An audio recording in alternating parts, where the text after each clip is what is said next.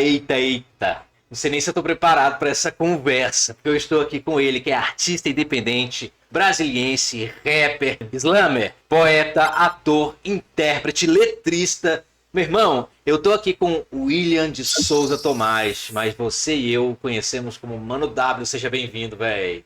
Muito obrigado, salve, muito obrigado pelo convite. É uma honra estar aqui.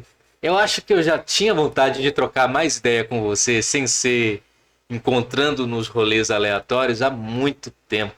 Trocar essa ideia para além dos momentos formais, né não, velho? Eu acho que a recíproca é verdadeira, Olha que porque eu te acompanho também, né? E sou bem curioso. Apresente seu conteúdo para outras pessoas. E a galera fala assim, pô, que massa, né? Então acho que numa oportunidade como essa, acho que a gente tem muita ideia para trocar. Com certeza. O que eu acho muito bacana é que você participa de diferentes eventos e há sempre uma marca tua, uma identidade muito forte, porque a tua proposta musicalizada é forte, a tua proposta performática é forte, você vem realmente com um porradão e às vezes a gente não quer nem dar play. Mas uma vez eu lembro que eu fui botar uma música tua no meu stories e sabe quando tu coloca e fala, eu preciso entender mais essa música além dos 15 segundos, entendeu? Fui fazer uma reportagem sobre você e falei, não, eu tenho que entender qual é esse rolê. E acho que aí o método é certo, porque se o método é esse método da porrada, ele te convence em 15 segundos, velho. Pô, que feedback interessante. Mas é. Eu gosto de trazer um convite a pensar. Eu sempre digo que eu não tenho verdade sobre nada. Eu tenho um convite a pensar. Então eu penso sobre muitas coisas e as pessoas, os espaços, me faz também pensar sobre muitas coisas. Então acho que é mais compartilhar essa ideia, né? E a gente, no decorrer da vida, a gente leva muita porrada. Sim. E talvez tenha um quê dessa porrada também no material que a gente traz, porque é fruto da porrada. O sistema dá porrada na gente o tempo inteiro. Total. Eu e tantas outras pessoas cresceram em espaços e espaços que é porrada o tempo inteiro. E isso não significa que porque a gente tá aqui, por exemplo, que isso acabou, né? Claro. Levou porrada hoje de manhã e talvez leve porrada hoje à noite. É sempre uma luta constante onde a gente tem que resistir. Total. Toda vez que a gente dá uma entrevista falando do nosso ofício, essa entrevista cobre um dia da nossa vida. Às vezes só uma hora. Nos outros 30 dias do mês, a gente tá enlouquecido pagando aluguel, tentando juntar dinheiro, fazer o nosso trabalho, ter reconhecimento, se organizando na vida. E quando eu falo ter reconhecimento, não é um reconhecimento midiático, é o reconhecimento mínimo para que a gente possa continuar fazendo o nosso rolê, velho. Porque sem ele a gente nem avança. Eu não tenho pra mim uma obrigação e um desafio me desafiar, tipo, eu preciso entregar tal produto e esse tal produto tem que ser uma peça de teatro, tantos singles, tantos álbuns, um livro. Não, eu tenho vontade de escrever um livro e eu tô escrevendo meu livro. Ai. Eu tô com vontade de lançar uma música e eu tô preparando para lançar essa música. Eu vou nesse ritmo. Entendi. Eu não me cobro porque eu já vivo sendo cobrado por 1000 coisas. Sim. Aí eu vou pegar tudo que acontece comigo, vou fazer comigo, repetir, acho que não vou ficar bem não. Faz todo sentido. Então eu escolho manter a calma, diminuir a expectativa, porque foi uma coisa que eu aprendi também. Isso não significa que não dar gás no meu propósito, não dar gás no meu sonho, não. Significa precisa de um ritmo, mas esse ritmo não tem que ser você mesmo colocando uma faca no seu pescoço. Tá aí, porque quando é projeto nosso, a gente não tá atrasado. Tem isso, né? É ter a consciência de que a gente acredita estar sempre tão atrasado para os projetos outros que a gente se cobra como se a gente fosse um patrão super déspota nos nossos próprios projetos. Por isso que quando eu pergunto a respeito do teu processo criacional, há um encantamento também de entender esse turbilhão de informações que está presente na tua música, está presente até na foto que você posta, entendeu? É para além do universo musical. Você tem uma presença muito imponente. Pra gente que olha de fora, fala, caralho, mano, que parada massa. Eu tenho a consciência do projeto, pelo menos eu penso que eu tenho consciência de todo o meu processo criativo e do que eu trago, que eu apresento. E analisando isso, pra mim, são releituras do passado, que de certa forma fica inconsciente em mim. Inconsciente em mim, seja porque eu troquei uma ideia contigo e você sem perceber passou para mim e eu absorvi e de repente eu estou externalizando de outra forma.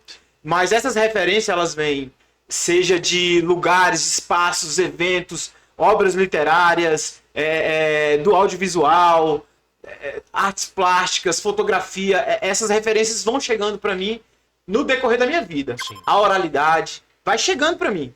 Da televisão, vai chegando para mim. E de alguma forma, o humano absorve isso e transforma, porque eu penso que eu não falo nada de novo. Eu não tenho nada de novo para falar. Eu acho que tudo que se fala é meio o que o Chico Science fala. Ele fala de repaginar o passado e criar novas notas musicais, né? Eu acho que eu faço isso, enquanto vários outros artistas fazem isso. Eu não acredito que alguém esteja reinventando a roda. Entendi. Faz todo sentido. Nesse lugar, eu penso que não. Então, eu penso que as crianças me influenciam. Eu penso que os artistas antigos me influenciam. Os artistas que caminham comigo me influenciam. E os novos que estão chegando para mim, se apresentando. De vez em quando, eu me pego pensando no que um artista que apareceu ontem estava falando. Seja da música brega, seja do teatro, seja do próprio rap. Eu paro para pensar essas músicas. Da música mais conceitual, que traz uma provocação nesse lugar, e da música mais simples, que consegue tocar as pessoas de uma forma que talvez a mais conceitual não consiga tocar. Eu consigo absorver essas referências, essas influências. E desse ouvido que passou a escutar essas diferentes referências, o que tu ouviu na infância? Na infância, eu ouvi muita música sertanejo. Popular, sertanejo era o que tocava muito, né? Sim, Pena Branca e Chavantinho, como Leandro e Leonardo, isso aí eu ouvi bastante. Mas tinha muitas outras coisas, como samba, por exemplo, né? Sim. Eu ouvi Clara Nunes, eu ouvi muito Martinho da Vila. Então, até Rádio Táxi, acho que era Rádio Táxi, uma banda. Claro, Minha Pequena Eva. Sim, muita coisa foi chegando quando eu era criança na periferia. Mas também ouvi muita música gospel. Porque na periferia rolava muita música gospel também. E o rap veio chegando nesse lugar. 6, 7 anos eu comecei a absorver muito rap, né?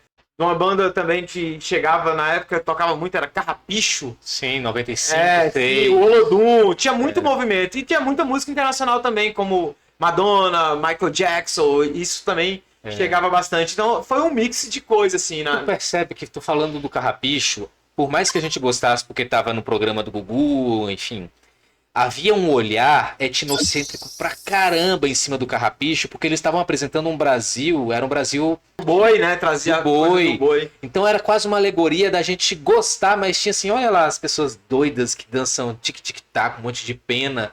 E isso é convertido muitos anos depois com uma Joelma, que faz artista internacional vir pro Maracanã cantar Eu Vou Tomar um Tacacá. Por mais que eu não consuma a Joelma, quando ela, na letra da música, fala que vai tomar um tacacá, ela nada mais do que tá fazendo do que uma ode ao seu estado, ao seu costume. Quer queira ou não, goste ou não de Joelma e seu universo calypso, ela tá falando sobre um prato de comida e que quando ela volta pra terra dela, ela tá feliz, tá fazendo o cara que vem de fora, o RBD, cantar, vou tomar um tacacá. Isso é brasilidade. Só que a gente reconhece ela hoje. Sim. Com Carrapicho era, olha lá os excêntricos com as penas coloridas, né? Tem isso também, como isso vai moldando, vai forjando o nosso caráter e o nosso gosto musical. Porque quando criança a gente adorava Carrapicho, mas o olhar do adulto era aquela galera lá que tá lá, performando uma coisa que não é do sul, que não é do centro-oeste, né? Tem muito disso. E quando você fala das suas referências primeiras no sertanejo, gente, Brasília é um condomínio de Goiás. Sim. Brasília não se assume como condomínio de Goiás, mas ela é um condomínio chique de Goiás. Chique e assim, com várias mazelas, tá? Então, assim, Trio Parada Dura, Pena Branca e Chavantinho, tinha um Carreiro e Pardinho. Como eles lançavam 30 discos e os nossos pais só consumiam a mídia física, a gente ouviu isso muito, velho. Mas era assim, vizinho tocando isso, vizinho do lado, vizinho da frente. Quando o Mano W fala aí do Padre Zé, ou das músicas gospels, É porque hoje existe Sim. diversidade, mas Padre Zezinho, irmão, Tocava demais. tocou pra caramba. É porque a pessoa tinha às vezes era um corre pra comprar um disco, né? É, Aí você colocava o disco, aí virava o disco, aí colocava o disco, virava o disco. nossa senhora. Tem até a expressão que tocou até o disco furar, né? É, Porque exatamente. rodou.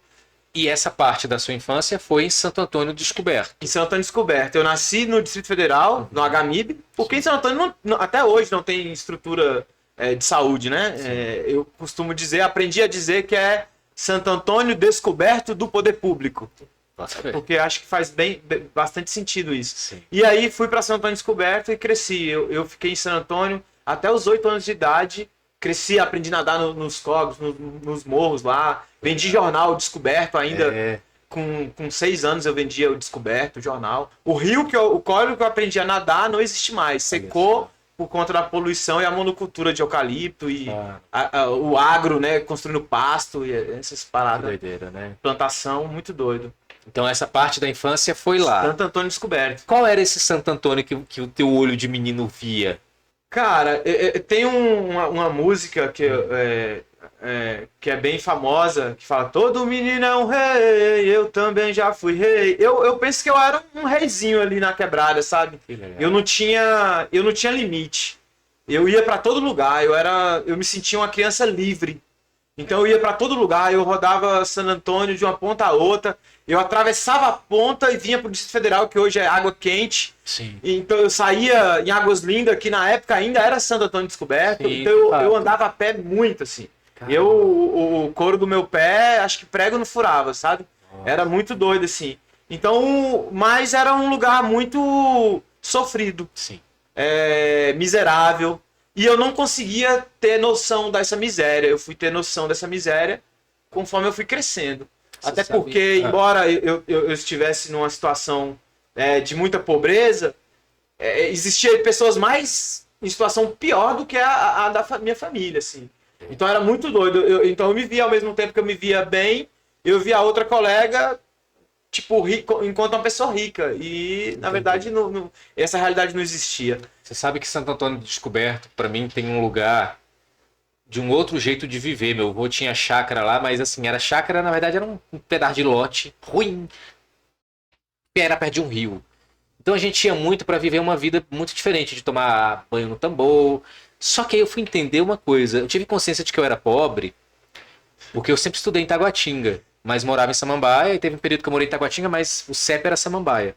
E aí uma colega nossa na quinta série, a Lídia, ela era até do Salão do Reino das Testemunhas de Jeová. A primeira vez que eu ouvi essa palavra, eu achei muito engraçado. Salão do Reino, Testemunha, Jeová, que nome apoteótico. Na quinta série ela ia do Santo Antônio pra QNH em Taguatinga, é longe. E a gente meio que falava: nossa, a Lídia acorda às 5 da manhã. A Lídia chega aqui com blusa de frio, porque quando ela sai ainda tá de madrugada. Tinha uma chacota feia que a criança reproduz, né? E uma vez uma professora falou bem assim: ué, mas e vocês moram aonde? Ah, o Josué mora em Samambaia. Gente, é do lado. Então ali eu tive uma consciência assim: caramba, eu também sou pobre, não sou de Taguatinga. Eu sou igual a Lídia. A diferença é que ela pega um ônibus que vai demorar mais uns 20 minutos, que era o ônibus azul que vinha. Mas olha só, né? Meridionalmente, Samambaia e Santo Antônio são cidades irmãs, né? E precisa de uma referência de uma outra pessoa, que é uma professora, pra falar: não, você também é pobre, irmão. Você tá zoando o quê? Então dá uma baixada de bola que você entende que, caramba, são diferentes camadas da periferia, mas ainda assim são periferias. Eu tenho uma amiga de Santo Antônio, Sim. que morava em Santo Antônio, depois foi pro Val e agora tá na Asa Norte. Mas ela descobriu que era pobre quando ela foi pra universidade. Que ela chegou na universidade e falou: cara, sou pobre. Porque até então ela se achava uma pessoa rica. Ela, sei lá, ela era filha do pastor da igreja, saca? Sim. Então Tinha era esse privilégio ali. Tinha o privilégio de ser filha do dono do rebanho daquela congregação, né? Então é meio doido isso. Então eu não tinha muito essa dimensão. Quando eu saio Sim. e eu vou morar num abrigo, eu passo 10 anos da minha vida num abrigo, eu entendi dentro do abrigo que a minha situação era outra realidade. Quando a minha mãe foi me visitar no abrigo, e a gente teve um atrito muito forte, porque eu achei que eu ficaria no abrigo, mas que ela viria me visitar, sei lá, uma vez por mês. Entendi. E ela passou um tempo muito grande sem me visitar, tipo, 4 meses. E aí o dia que ela apareceu, a gente teve uma briga muito grande e depois eu fui entender que ela não foi me visitar porque ela tinha que fazer a escolha entre me visitar e visitar meu irmão que estava no presídio. Entendi. E aí ela não tinha dinheiro porque ela capinou um lote. E o dinheiro só dava pra visitar um com o dinheiro que ela tinha capinado. E naquele momento eu falei, tipo, caraca, se tá rolando isso, ela tá pior do que meu irmão, que tem um rango garantido. Tá pior que eu, ela tá lascada. E aí fui fazer uma mobilização pra tentar ver como é que dialogava pra de alguma forma chegar uma ajuda lá, saca? Entendi. Porque eu comecei a ter esse olhar naquele momento, porque até então eu não tinha esse olhar. Quando eu cheguei no abrigo, eu sempre gostei muito de música. Só que a gente não tinha acesso à música. Era muito limitado e muito cheio de regra. Entendi. O sonho de toda pessoa naquele momento no abrigo era sair do lugar que estava no abrigo. Naquele momento era modelo de casas lares. Então tinha uma casa com um determinado... Só que existia um outro modelo, que era um modelo da galera que estava crescendo. E geralmente essa galera era irmão. Então tinha 3 irmãos, você tinha uma suíte e os 3 irmãos ficavam nessa suíte, era um alojamento.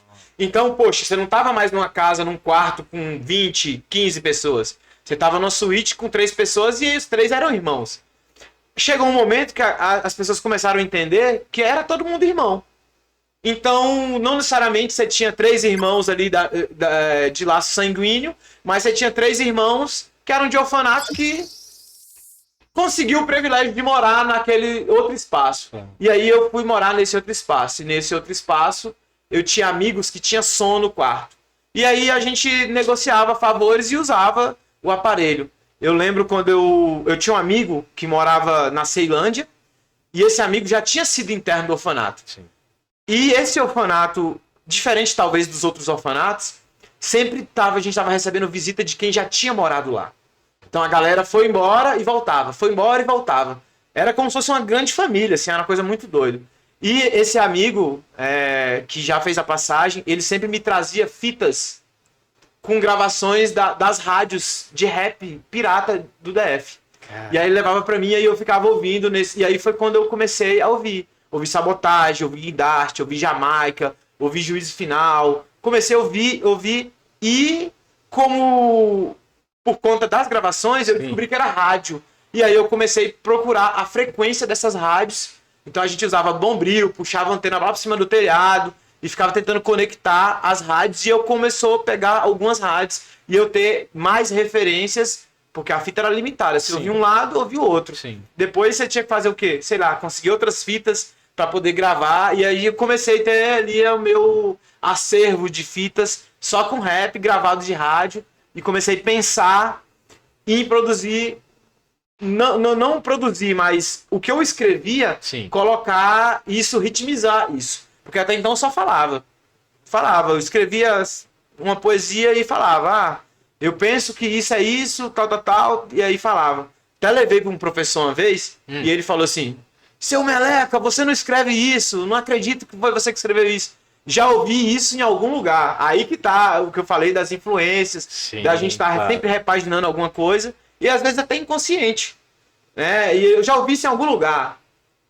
Não peguei de um lugar. Eu coloquei o meu sentimento no papel mesmo e li e ele teve essa referência. Então, a partir daquele momento, comecei a trabalhar isso. Só que a gente não tinha uma condição e um espaço. E lá, como era um espaço cristão, você tinha uma capela e essa capela tinha microfone, essa capela tinha caixa de som, essa capela tinha instrumento musical. E aí eu comecei a pensar... Capela mesmo? Capela mesmo. Capela... É como se fosse uma igreja sem nome, um templo. Uhum. Porque lá não tinha uma igreja que era dona. Era um lugar sem nome, mas era cristão protestante. Sim. E aí a gente começou a articular com outros irmãos do orfanato. Então tinha uma galera que era meio do rock. E aí tava começando a iniciar seu projeto de fazer heavy metal. E aí você tinha a galera que tava querendo fazer um grupo de louvor diferente do grupo de louvor que cantava na igreja. Você tinha a galera que queria fazer dança. Você tinha uma galera... E a galera começou a se unir naquele movimento. E, por ser uma instituição religiosa, a gente não podia cantar nada que não fosse gospel. Entendi. Então a gente teve que adaptar todo o nosso pensamento, nossa estrutura para cantar gospel e assim ter condição de usar o mecanismo do aparelho que era ali aquela capela, né? Então a gente cria o nome do orfanato era Betel, o primeiro Betel Gospel. E foi daí que eu recebi o nome, naquele primeiro Betel Gospel, de Mano W. Uau. A minha amiga falou, tava na produção junto, todo mundo, e ela falou assim, você precisa do nome artístico para você subir, a gente anunciar o seu nome. Então eu acho que fica legal Mano W. Aí, ó, beleza, aceitei. E aí naquele dia eu conheci até uma garota que veio da Inglaterra e ela veio fazer um trabalho de colônia de férias. E ela falou, eu falei, qual é o seu nome? Aí ela falou assim, o meu nome é M. E eu falei, e o meu nome é W. E hoje eu tenho uma filha que chama M por conta dessa referência, né? Fantástico. Desse encontro. Foi a primeira M que eu conheci antes da Amy Winehouse, antes da Amy Lee. Eu conheci essa M, que é uma fonoaudióloga inglesa. E aí sempre gostei desse nome, que significa amor, tem todo um lance. E é o W de cabeça para baixo na língua de sinais, MW, MW. Opa! Gostei desse lance. E foi aí que inicia, no ano 2000, o Mano W. Eu tenho esse cálculo. A primeira vez que eu subo no palco e uso esse nome, Mano W, ano 2000. E aí eu tinha 14 anos. Começo a fazer esse trabalho de rap, né? Ou seja, é um tempão de estrada, hein? É um tempão de estrada, de criação, de proposta. É um tempão. Só que é muito doido, né? Porque você tá dentro de um espaço muito limitado. Sim. Lá era uma fazenda. Quando eu saio dessa fazenda, com 19 anos, eu tenho meu trabalho, eu já estou trabalhando na rádio da cidade, enquanto morador do orfanato, com a ilusão, né? A ilusão por conta do contexto, mas o meu sonho é o meu sonho. Mas sonhando que naquele espaço eu vou conseguir gravar minhas músicas. Vou gravar, porque lá tem estrutura. Lá é uma rádio, tem estrutura.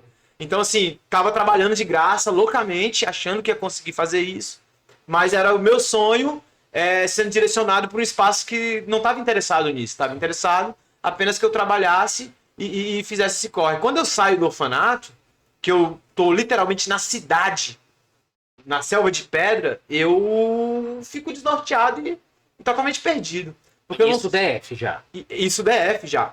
É porque assim, embora seja um espaço dentro do Goiás, toda a ligação do abrigo, praticamente, era com o DF. Entendi. O escritório administrativo do orfanato era no DF. A minha mãe me deixou no Guará. O carro, que ela era no Guará, tinha a base do orfanato para ir Então, todo mês tinha um carro que vinha. Quando eu ficava sabendo de algum evento pelo rádio, eu pedia autorização. Quando eu conseguia autorização, eu vinha. E às vezes eu vinha escondido. Eu saía do orfanato escondido e vinha para eventos na Esplanada, para eventos de shows aqui no DF. Assim, por minha conta e risco, às vezes sem ninguém saber. Caraca. Mas ainda bem que ninguém nunca me deu por fugir. Evadiu, né? Eu sempre voltava porque eu sabia que lá era o meu espaço, o meu lar, onde eu tava, né? Sim. E se você começa a fazer esse movimento já lá no ano 2000, tem essas ações, assistir espetáculos, assistir show, tem a galera do show que vai pra lá. É um diálogo que não para, entendeu? É um ping-pong que para quem olha de fora, dá a impressão de que ele segue esse jogo até hoje, sabe? Esse jogo do que é o ping-pong mesmo. Eu tô jogando a vida, tô criando, tô ouvindo, tô me alimentando de informação, tô propondo nova informação. Mas o que eu sei é que Mano W sempre tá cantando em algum lugar. Tá propondo alguma coisa em algum lugar. Quando eu saí, eu fiquei muito desnorteado, sem ter para onde ir. E como a nossa referência e conexão, ela era muito forte com o movimento hip hop gospel, na época se chamava MHG, Movimento Hip Hop Gospel, e ele tinha núcleos em Taguatinga, núcleo no Conic, núcleo... eu comecei a estar participando desses movimentos com essa galera. Só que era um movimento muito diferente para mim. E eu ficava muito... Não sei se tem a ver com autoestima, pelos processos do passado, mas a galera me convidava para subir no palco, eu pegava o microfone e eu travava. Eu não conseguia externalizar. Então isso foi muito difícil. E quando eu entendi que o maior obstáculo era eu mesmo, eu consegui avançar. Só que aí a gente tá sempre lidando com novos desafios. Então você tem um novo desafio. Porque quando você sai da rua para ir para um abrigo, que você não é mais criança, não é mais adolescente, você precisa ir embora. E nesse processo de você ir embora, você se depara com a rua de novo. A rua é o seu abrigo de novo. E aí você tem que fazer escolhas. Você vai cantar, você vai fazer poesia, mas você vai cantar e fazer poesia como e para quem, onde e em qual situação. Porque você precisa comer, você precisa de um lugar para dormir, um lugar para ficar. Então isso dificultou muito o processo e o ritmo que eu vinha, ele teve que dar uma reduzida. E aí foi no Guará que eu... Porque em San Antônio eu não consegui isso. Honestamente falando, não consegui isso. No Guará eu consegui um acolhimento. A comunidade artística do Guará me acolheu. E aí quando eu falo comunidade de artista, eu tô falando de artista de rua, eu tô falando de poeta, eu tô falando de ator, tô falando de músico. Eu cantava com a galera do rock, eu cantava com a galera do reggae. Mas eu não cantava com a galera do rap, não tinha muito esse espaço, né? E eu, desprovido de instrumental, porque quando eu consegui minha primeira base instrumental, era um CD que eu comprei, um cara que anunciava no rádio, e todo mundo tinha o mesmo CD. Às vezes você chegava no evento para cantar a música, e aí você tinha que torcer para ser o primeiro a cantar. Porque os 3 próximos que ia cantar com o mesmo instrumental. A mesma base. Mesma base instrumental, só que uma letra diferente, o seu flow, né, a sua métrica, a sua levada era diferente, mas sempre todo mundo com a mesma coisa. Então você ficava assim, e tudo aquilo ia te limando, você fala, cara, pra onde eu tenho que ir? Então eu comecei a fazer voz e violão, mas depender do cara que tocava violão. Entendi. Eu comecei a fazer, e aí, cara, como me entrosar nesse processo? E aí eu pensei, eu não preciso fazer só rap, eu posso fazer outras coisas. Então eu comecei a fazer música popular. Eu tenho um grande repertório de cabeça mesmo, de músicas de roda. Eu sei bater tambor, eu gosto muito de tocar tambor, então pra mim um balde virava tambor, uma caixa de papelão virava tambor, uma fogueira e pessoas era o que a gente precisava. Se alguém agregasse com um instrumento, melhor ainda. Então eu ia no coco, eu ia no cacuriá, eu me aventurava mesmo no ritmo, sim, na poesia, e eu ia fazendo isso. E com isso, eu ia sendo mais acolhido e tendo espaço. Chegava sei lá, às vezes num evento, num lugar, e alguém falava, o Mano W tá aqui, por favor, Mano W, chega mais, acompanha a banda. Que eu massa. Não sabia nem que banda era aquela, sim, eu não sabia nem o nome da galera, mas a galera vinha lá e eu fechava um rap de cabeça, ia lá e fazia. Muitas vezes improvisava, quando era mais novo, era, sim, mais fácil, sim, improvisar. Hoje eu não arrisco mais, porque eu não tenho a mesma facilidade que eu tive um dia.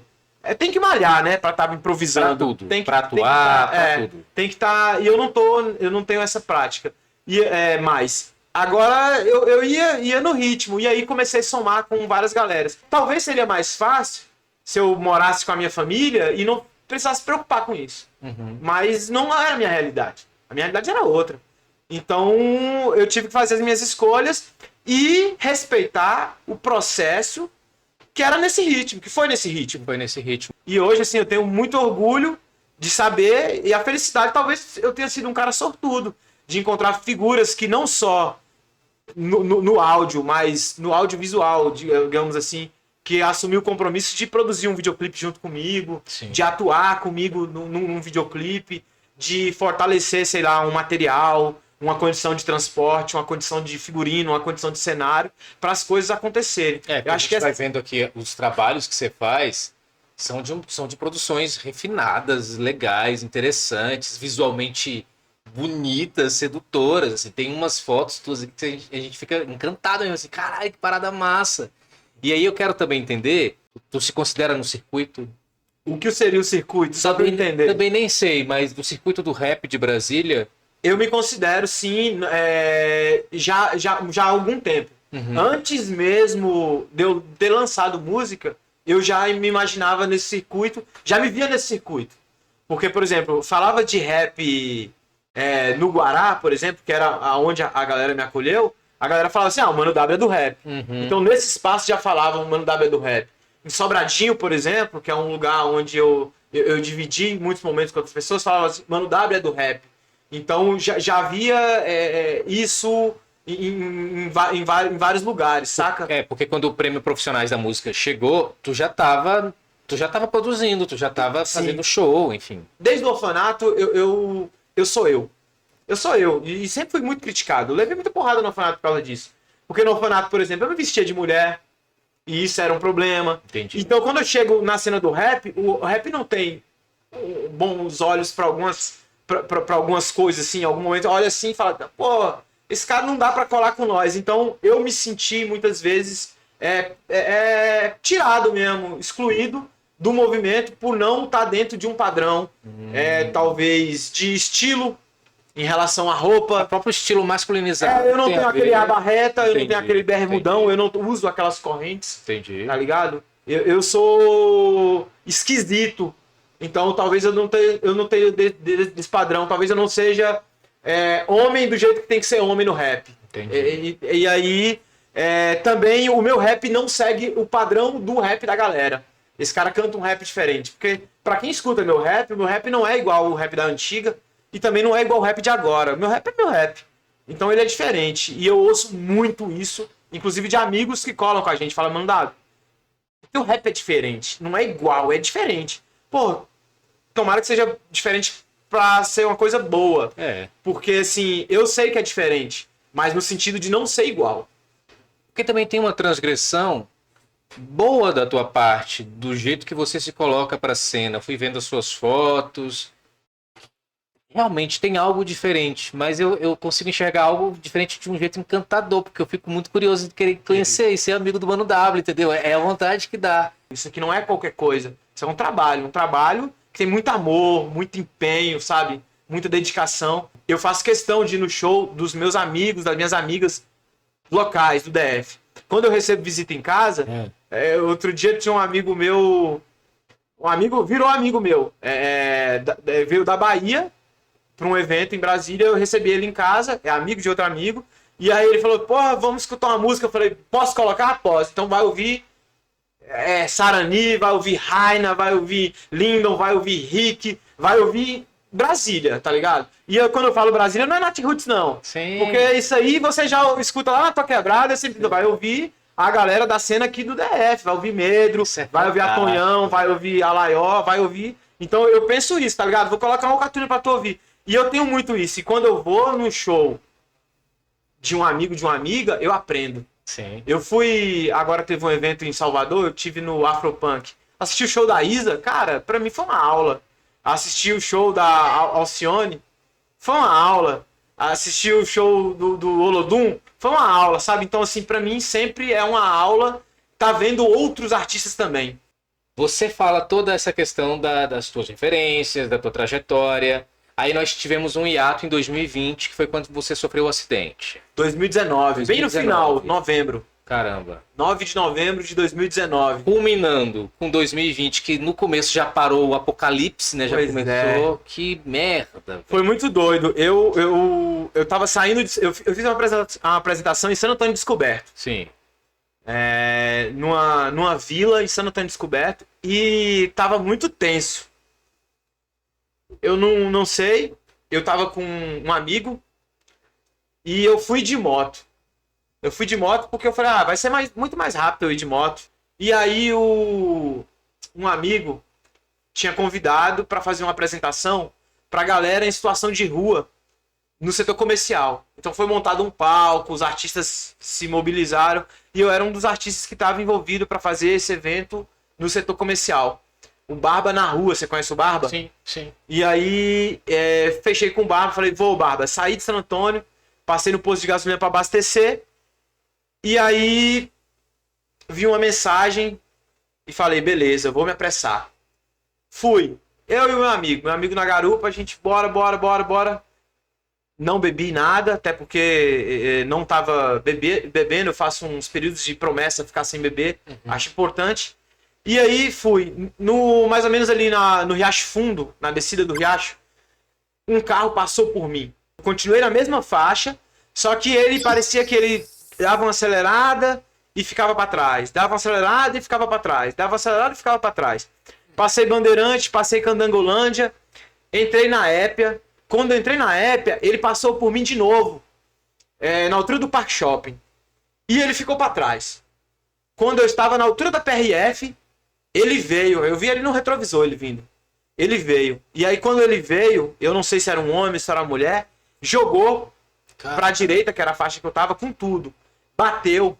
Ele bateu e eu senti capotando, senti escorregando, sabe? A minha cabeça parou no meu fio, assim, batendo no capacete. Tá! E aí eu só vi o fluxo da pista, aí carros parando. E eu parecia, sei lá, como se fosse um som de rádio ajustando a frequência, sabe? Uma loucura, assim. E aí, quando eu ouvi a voz de um cara falar assim, tipo, você tá bem? Como é que tá? E aí eu ouvi assim, não, ele fugiu. O carro fugiu, ó, ele parou lá na frente. Ó, ele ligou e saiu de novo. E eu, caraca, o carro foi embora. E eu falei, alguém, por favor, tenta falar com esse cara pra ele parar pra gente conversar. Só que aí eu tava preocupado com isso, assim. E aí quando eu olhei, eu vi o meu braço parecia um S. Tá ligado? Nossa. Tava bem torto, assim. E aí eu senti que eu não conseguia mexer o outro, eu tava bem quebrado. E eu ouvia meu amigo gritar, uma coisa muito louca, e eu só conseguia pensar, que droga, eu vou chegar atrasado no show. Caramba. Eu tava pensando em ainda ir pro show, tá ligado? Tipo, não Sim. tava, porque acho que dá adrenalina no sangue Até quente. o próprio choque da coisa. Eu tava preocupado em ir pro show. E aí chegou o bombeiro, me levaram pro hospital. E aí eu tava entrando no hospital quando eu vi, daqui um pouco, Mano W. Porque o hospital de base do comercial é bem perto. Cara. E dava pra ouvir o som.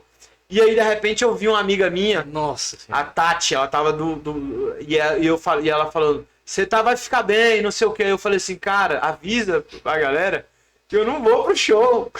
Ela, amado, já tá avisado. E, tipo, nem sei se tava. Ela tava falando isso pra me deixar tranquilo e tal. Mas eu tava o tempo inteiro preocupado com o show, que eu não podia furar o show, tá ligado? E, pô, vou ter que avisar. Porque, assim, sei lá, era um compromisso muito grande. Eu quebrei o meu braço em 4 partes.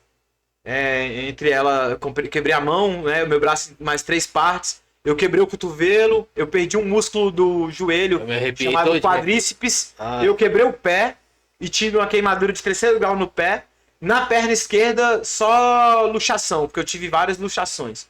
O meu amigo que estava comigo quebrou o pé. E eu não sei o que rolou. Talvez por ter sido bombeiro e tal, a gente foi atendido muito rápido. E naquela mesma madrugada, eu passei por uma cirurgia e fiquei internado. Eu passei por uma cirurgia de redução de danos e fiquei internado por muitos e muitos dias, aguardando uma segunda cirurgia. Quando eu fiz a cirurgia corretiva, que era a cirurgia para emendar tudo, já tinha passado muito tempo. Saí do hospital e comecei um processo de reabilitação. Logo fui admitido pelo SARA, que é centro de excelência. Que é centro de referência. E aí fiz outra cirurgia no SARA. Comecei a entrar num fluxo louco de fisioterapia.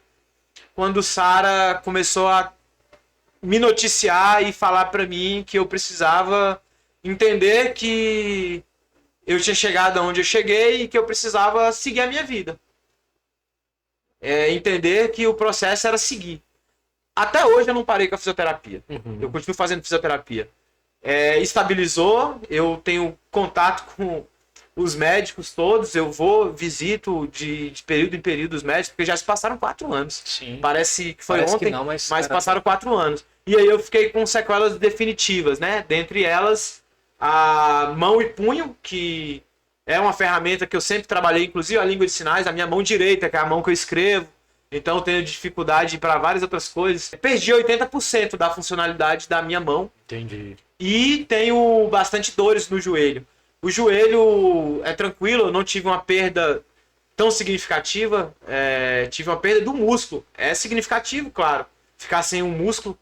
Mas eu consigo andar, consigo caminhar, consigo fazer várias atividades. Sinto muita dor por conta da ausência do músculo que acaba forçando outras coisas. Inclusive, qual é o meu maior sonho, né? Porque você fala assim, cara, qual é o seu maior sonho hoje? Meu maior sonho hoje seria ter meu movimento pleno de volta, saca? É uma coisa que eu nunca tinha parado pra pensar nisso. Talvez de outra pessoa. Mas, ao mesmo tempo, isso me levou pra um outro lugar, né? Eu tô em pandemia. Sim. Entra 2020, eu ali processo cadeira de rodas, aí da cadeira de rodas para bengala, da cadeira de roda para muleta, da muleta para bengala. Uso bengala até hoje porque em algum momento da minha vida eu falei, não preciso disso. E aí eu falei, realmente eu não preciso. Mas a minha consciência me levou no lugar, tipo, você não precisa, mas você vai ter melhor qualidade de vida se você usar. Sim. E aí, uma vez usando, já aproveitei e falei, cara, vou ressignificar, vai ser look, vai ser figurino também, e vai me ajudar, vai dividir o peso do meu corpo, vai ajudar eu ficar com a postura correta, vai ser melhor pra mim do que eu ter outras sequelas depois, futuramente. Então, assim, com a pandemia, eu comecei a fazer os lances online, sabe? Me deu acesso a outros espaços que presencial eu não chegava. Eu cheguei online.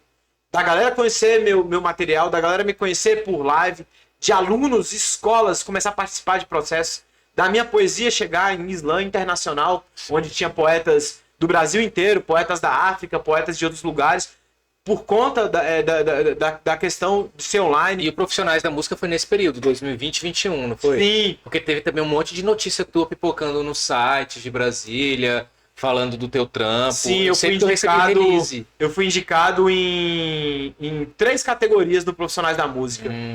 E o diretor do videoclipe, de um dos meus videoclipes, também foi indicado. E aí, dessas 3 categorias, fiquei finalista em 2. Em uma delas tinha, inclusive, o Chico César. Eu fiquei assim, caraca! Caramba. E aí sai uma revista com os finalistas, e eu tô com figuras que eu admiro, assim, sei lá, Diogo Nogueira tá lá na revista, e eu fico tipo, caraca! E eu achei muito doido aquele processo. E aí outras pessoas começam, porque assim, o Profissionais da Música, ele tem 3 processos. Um processo onde artista vota em artista. Isso é sensacional, porque você começa a conhecer artistas no Brasil inteiro. E outros artistas conhecer você também. E aí você tem o júri popular, que aí o público vota. O primeiro cara do rap que eu vi ganhar foi o Japão do Viola 17, que é um cara que em Brasília tem um nome, no Brasil inteiro, né? O nome dele repercute, é um cara que tem um trampo há muitos anos e é um cara importante na cena. Depois você tem figuras como o Rinco Sapiência, que é um cara que também tem um nome na cena muito forte. O Rashid, que é um cara que tem um nome na cena muito forte. O Renan Inquérito, que pra mim é uma grande referência enquanto poeta, enquanto rapper, enquanto cara, idealizador, tem um conhecimento vasto dentro da cena do hip hop. Ele ganhou também, assim. E aí eu falei, caraca, e aí de repente aparece meu nome na tela, e aí hip hop, Mano W. Cara, aquilo ali pra mim foi incrível. Foi sensacional e foi importante, porque me levou a novos espaços. Caralho, irmão, eu fiquei emocionado. Me levou a novos espaços. Novos espaços. E eu fiquei assim, tipo, cara, não acredito. Na categoria, olha o nome dos indicados, tá lá o cara que eu tive, meu primeiro CD de rap era dele, Ex-Câmbio Negro. Você fala assim, cara, o meu primeiro CD de rap, Ex-Câmbio Negro, o cara tá, eu tô na mesma categoria, cara, isso é um privilégio grande. E aí você sai do evento conhecendo artista de São Paulo, artista da Bahia, artista do reggae, artista do MPB, artistas do audiovisual na música, e aí você começa já a dialogar um trabalho coletivo. E aí agora já está em andamento pelo Prêmio Profissionais da Música, um trabalho que a gente está fazendo SP, Bahia, Recife e DF, porque tem uma série de pessoas que tá no nosso caminho, que chega, soma, que agrega, e aí eu, sem querer falar porque eu estou nesse espaço, mas o Portal Conteúdo, né, publicou, desde o primeiro trabalho do Mano W lançado, você cobre, você traz, assim, com muito carinho e dá uma atenção, assim, cara, eu só agradeço por você e por tantas pessoas que passaram e contribuíram e somaram, sabe, com o corre, não só meu, mas da classe artística, da comunidade cultural, né? Cara, é uma entrevista super atípica essa, porque eu quase não estou perguntando e eu estou me vendo aqui com um cara bobão assim. É uma trajetória foda, é uma trajetória ainda em processo. Quero que você saiba que ainda estarei aqui como Portal Conteúdo para outros rolês, assim. Eu preciso saber mais de Mano W para eu saber também como o Mano W e eu e a vida e a gente em Brasília pode dialogar. Já que a gente está entrando na fase final aí da nossa entrevista, eu quero entender o que que desfortalece o rolê. Quando os espaços e as pessoas que estão nos espaços, elas começam a alimentar a questão do ego, a questão da vaidade, a questão da disputa, eu acho que isso enfraquece todo mundo, sabe? Eu acho que se o Mano W for por esse caminho, ele vai se tornar um cara muito fraco. E ele vai enfraquecer a cena. E se outras pessoas também pensarem em ir por esse caminho, eu acho que é o mesmo. Assim, acho que unido a gente pode mais e que dividido a gente cai pra caramba, sabe? A gente perde muito. Eu acho que isso faz desacontecer o rolê, sabe?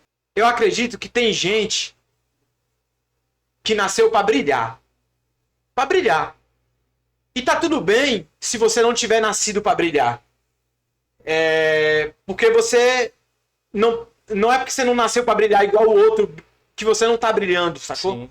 Então quando você desmerece a existência do outro, a importância do outro, seja enquanto profissional da cadeia produtiva de cultura criativa, ou seja, enquanto público que também alimenta essa cadeia e é importante tanto quanto, né? Se você desmerece, se você não dá importância, acho que não vai chegar, vai desfazer, vai descontribuir para a cena, né? Tá vendo, irmão? Tá vendo, irmã? Tá vendo como que é massa um rolê que a gente não planeja muito pro papo ser fluido, de boa e tranquilo? Eu te confesso que eu aprendi muito ouvindo. E como também é importante entender o meu lugar, né, nessa entrevista, eu entendi que foi uma entrevista realmente que eu fiquei muito tempo olhando você falar.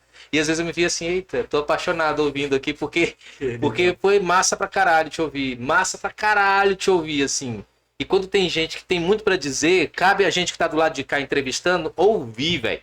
E foi do caralho pra mim, assim. Obrigado por você ter vindo, assim, de verdade. É pra mim uma honra, me senti prestigiadíssimo com tua presença aqui. Foi agendado meio às pressas. E que bom que deu certo, velho. Obrigado por você ter vindo. Bom, eu que agradeço o convite, a oportunidade de falar também, né? Sim. Porque às vezes a gente não tem tanto espaço para falar. Sim. Espaço e tempo. Às vezes a gente tem espaço para uma apresentação. Mas às vezes a gente tem tanta coisa que a gente pode, sei lá, aprender juntos. Eu aprendo contigo. Pô, obrigado. Porque você é um criador de conteúdo e eu consumo o conteúdo que você cria. E eu aprendo não só quando você fala de produção, não só quando, sei lá, você aparece na TV, porque você, na minha visão, é um multiartista. Não sei se você se vê assim, mas é um multiartista e um grande comunicador. Um grande comunicador. E nessa de ser um grande comunicador, comunica muito bem comigo, porque a sua informação chega e me acessa, sabe, de forma clara e de forma agradável, assim. Eu gosto muito, assim, do teu trabalho, né? E desejo, assim, não só para você, mas para a equipe, né? Que essa equipe linda que recebeu a gente aqui. Muitas oportunidades, flores no caminho, né? Sim, sim. Porque nem tudo precisa ser só sofrimento, né, velho? Não precisa ser, cara. Não tem que ser. A gente pode aprender com carinho também. A gente pode aprender com carinho. Eu acredito, né? Muito no poder da palavra. Eu acredito que o poder da palavra é real. Acho que pelo poder da palavra a gente está aqui. Seja pela poesia que foi feita, pela música que foi lançada, pelo teu trabalho também, que tem tudo a ver com a palavra em muitos momentos. Eu gosto desse lance de acreditar que o poder da palavra ele é real e que a gente, embora tudo que passou e tudo que passa, acho que a gente resiste pra caramba, né? Estamos aqui, resiste mesmo. Mas assim, eu fiz um imaterial, inclusive você deu cobertura pro imaterial. Sim. E aí eu termino o imaterial falando que, ao contrário de quem queria o fim da nossa vida, nós morre, nossa obra fica. E eu falei isso outro dia na frente da ministra Margareth Menezes. Uau. E aí ela falou: ao Mano W, meu irmão, a gente não morre mais não. A gente fica. Mas a gente não morre mais não. A gente ainda vai... Aí ela foi falando assim, e eu voltei pra casa com a coisa na cabeça, e aí eu reforço. É verdade. Eu falei, a gente morre, mas a nossa obra fica. Acho que realmente estava equivocado. Porque a gente não morre. A gente não morre. A gente não morre porque a nossa obra fica e porque a gente é imaterial. E obrigado, né? Porque um podcast desse, né? E tantos conteúdos criados pelo seu portal e a tua obra mesmo, e aí eu falo, inclusive em relação ao Ducina, quando se trabalha com o acervo da Ducina, né? A obra fica, né? Sim. Então a gente é imaterial, nós não morre porque a nossa obra fica. E você é uma figura importante que não tá deixando muita gente não morrer, inclusive Ducina, né? Que embora Ducina viva, mas a fundação não paga, Exato. né? Ela vive sim, ela é imaterial também, assim como nós, né, artistas, né, agentes culturais, precisamos e seguiremos sendo, né, imaterial, imortalizados, por que não? Receba! E com isso, a gente encerra este episódio fantástico e surpreendente do Quem Faz Arte. Surpreendente por quê? Não é porque a gente duvida que o Mano W vai falar uma parada massa.